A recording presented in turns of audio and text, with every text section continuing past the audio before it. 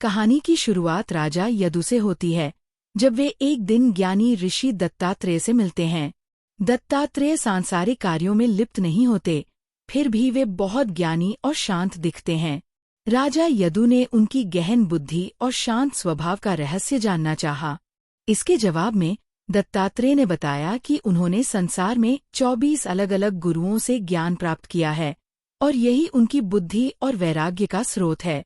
इसके बाद उन्होंने अपने कुछ गुरुओं और उनसे सीखे गए पाठों का वर्णन किया। यहाँ कुछ गुरु और उनसे मिली सीख दी गई है।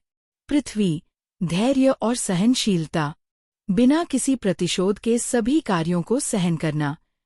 पहाड़, अपने मार्ग पर बिना डगमगाए और दृढ़ता से बने रहना, चाहे कितनी भी कठिनाइयां क्यों न आए। वृक्ष, निस्वार्थ सेवा और उदारता, अपने सभी कार्यों को दूसरों के कल्याण के लिए समर्पित करना।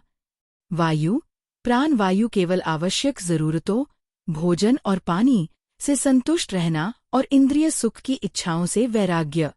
बाहरी वायु, अच्छे या बुरे प्रभावों से अप्रभावित रहना, अपनी शुद्धता और वैराग्य को बनाए रखना। आकाश, आत्मा के सर्वव्यापी और अपरिवर्तनीय स्वरूप को पहचानना।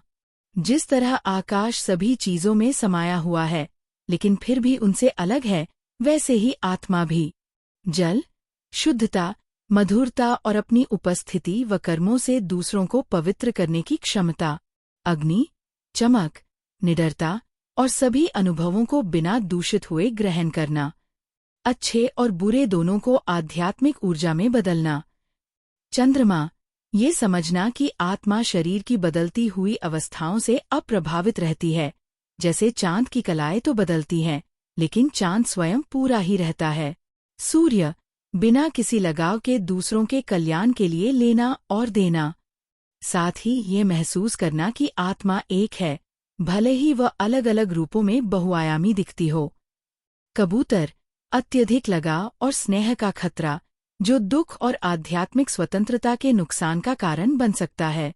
दत्तात्रेय एक कबूतर जोड़े और उनके बच्चों की कहानी सुनाते हैं, जो अपने गहरे लगाव के कारण एक शिकारी के जाल में फंस जाते हैं और सब एक साथ मारे जाते हैं।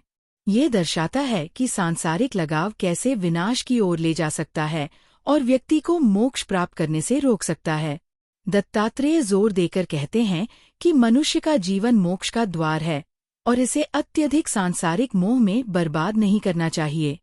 इसके बजाय हमें भक्ति, निस्वार्थ कर्म और सभी प्राणियों में परमात्मा को देखकर लगाव से पार पाने पर ध्यान केंद्रित करना चाहिए।